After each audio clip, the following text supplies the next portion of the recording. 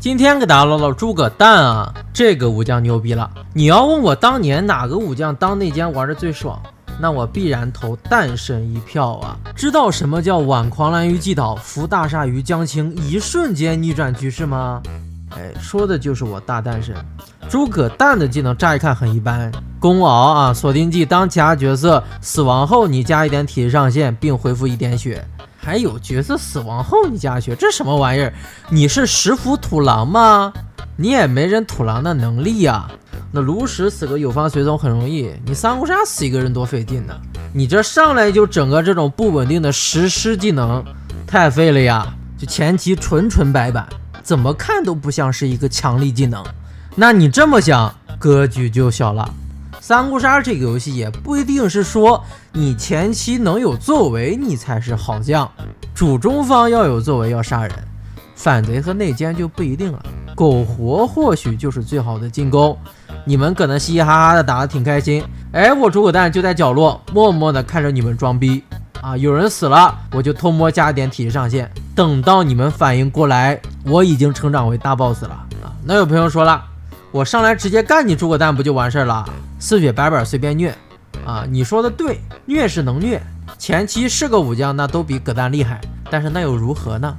你来激活我，那你就只能被迫放弃激活我的队友，对吧？我反贼葛诞选出来，你要来打我，那我团队里面的强力核心就能活了，你杀我真的很赚吗？内奸葛诞呢更是没人打，打诞神没有实在收益，解决不了燃眉之急。我诞神抓的就是你这个图其实收益的心态。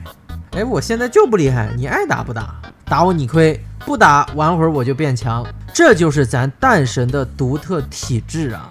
咱诞神作为诸葛三兄弟龙虎狗的一员，论聪明才智，那肯定比不上卧龙诸葛丞相；论情商以及合纵连横的水平啊，比这虎哥诸葛瑾也差一点。但是我葛诞勤奋呐，忠诚呐。诸葛诞被史学家称为狗，并不是讽刺，狗意指公狗，意为功绩累累的战将，这也是技能名公敖的由来。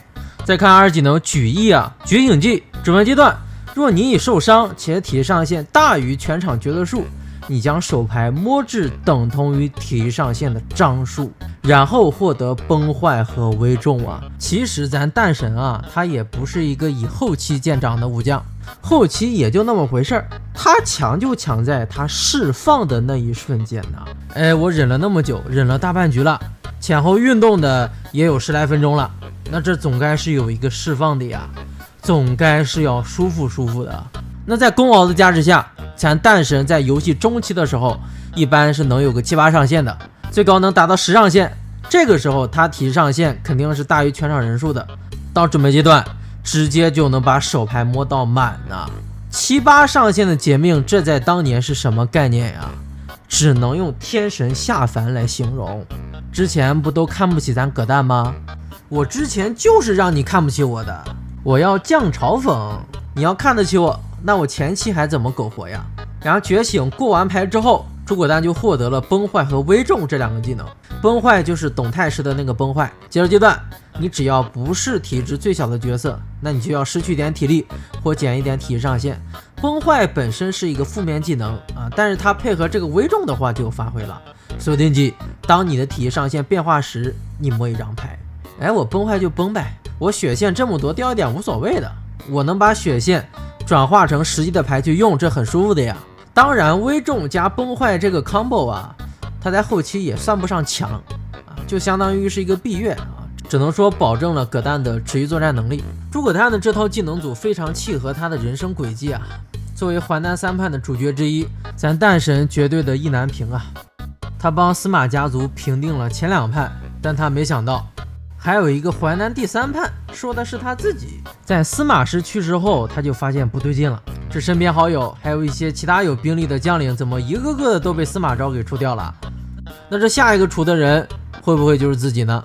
那与其坐以待毙，不如主动出击啊！当然结果咱都知道，葛诞举义失败，两尽生死。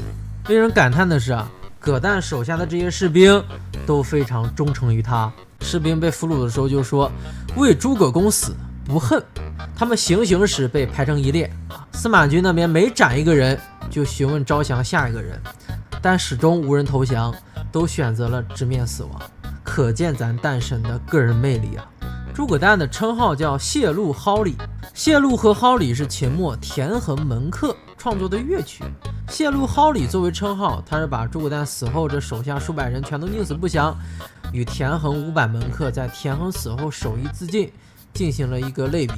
什么样的人可以让这么多将士集体为他去死呢？三国杀诸葛诞的人设塑造以及技能组设计都是很顶尖的啊，玩起来也很有感觉。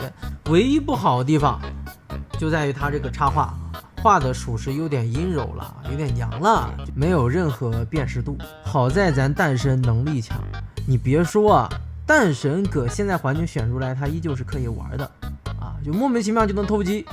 我就是能混，所以咱诞神有这么高的人气也是应得的。那最近呢，江山如故星宝出了一个新诸葛诞，那这个就留到下期再讲吧。